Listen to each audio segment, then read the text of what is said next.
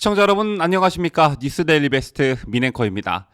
이번 대장동 게이트에서 여러 명의 유명 인사들의 이름이 나오고 있지만 그 중에서도 박영수 특검 이름이 자주 오르내리고 있죠. 검찰 수사로 여러 명이 소환됐고 김만배와 유동규는 구속까지 됐지만 아직까지 박영수에 대한 수사 소식은 들려오지 않고 있습니다. 박영수 특검의 이름이 언론에 자주 오르내리고 있는 건 바로 이 점 때문입니다.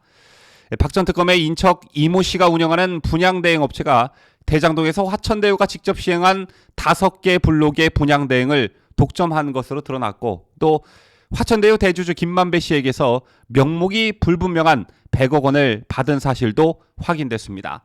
이건 의혹이 아니라 확인된 사안입니다. 뿐만 아니라 친인척은 물론 자신도 이번 사건과 매우 밀접한 연관성이 있다는 게 드러나기도 했습니다. 박 전 특검은 화천대유와 관련해 안 걸치는 곳이 드물 정도로 여러 곳에 관여했는데요. 박영수 본인은 2016년 화천대유의 상임고문을 지냈고 이번 사건의 핵심 인물 중 한 명인 남욱 변호사의 변호를 맡기도 했습니다. 그리고 잘 알려진 대로 딸은 화천대유에서 근무했고 화천대유가 보유한 대장동 자녀세대 아파트를 분양받았습니다. 이 밖에 딸이 받았다는 퇴직금 수령액도 아직 밝혀지지 않은 상황이죠. 또 이것과는 별개로 가짜 수산업자로부터 포르쉐를 제공받았다는 사실이 알려지기도 했습니다. 이른바 정의를 실현한다면서 촛불을 등에 업고 박근혜 대통령을 비롯한 수많은 인사들을 단죄했다는 점에서 박영수의 이 같은 이중적 행태는 정말 엄히 다스려야 할 일이 아닐 수 없습니다.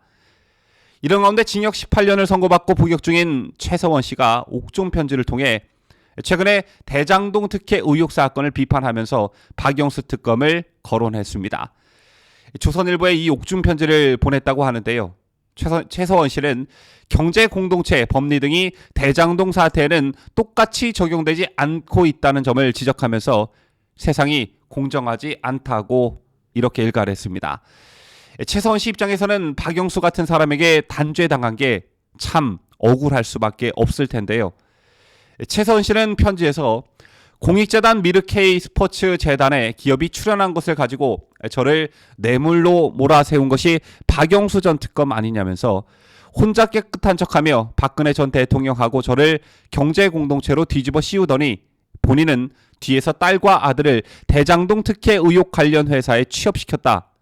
본인은 고문료를 받고 친척은 100억을 받았다고 적었습니다. 그러면서 최서원 씨는 그러니까 무슨 자격으로 특검 단장으로 돈 한 푼 안 먹은 저와 대통령을 뇌물죄로 엮을 수가 있는지 세상이 미쳐간다라며 재단에 출연된 돈을 뇌물로 몰아 경제공동체로 뇌물죄를 씌우는 게 이 나라였다. 화천대유 사건도 똑같은 잣대로 수사해야 되는 것 아닌가? 왜 화천대유 사건은 특검을 하지 않는지 이해가 되질 않는다.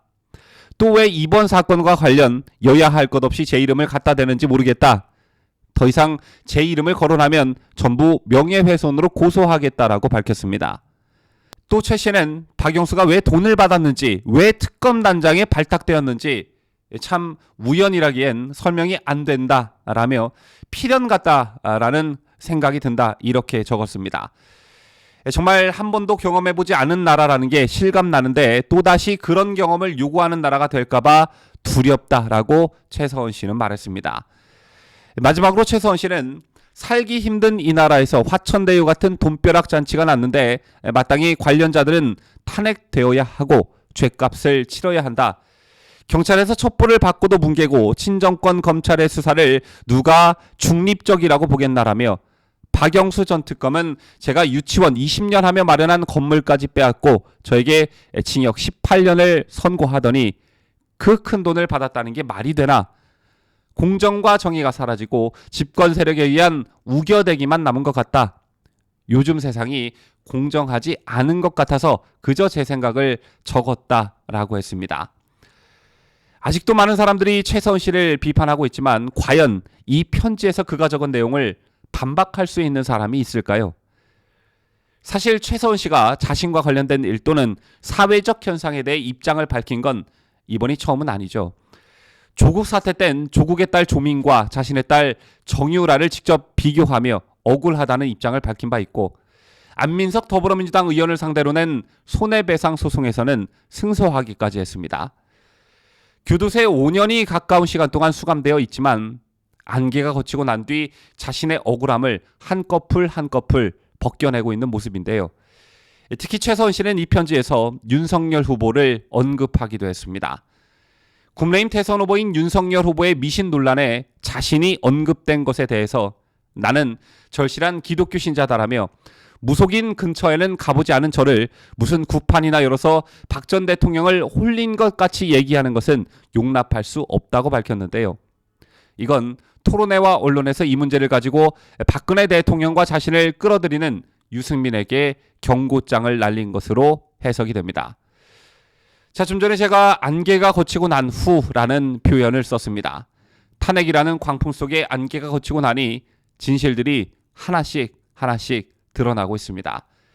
그리고 박영수 같은 정의의 탈을 쓴 악인들이 그동안 국민들을 얼마나 속여왔는지도 하나둘씩 드러나고 있습니다. 시청자들에게 묻고 싶습니다. 혹시 박영수 특검을 비판하는 최서원 씨의 옥중 편지 내용을 반박할 수 있는 분 혹시 계시는지요? 아마 없을 거라고 보는데요.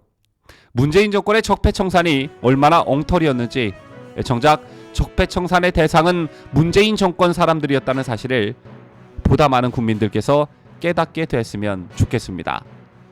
지금까지 저는 자유대한민국을 수호하는 뉴스데일리 베스트 민앵커였습니다.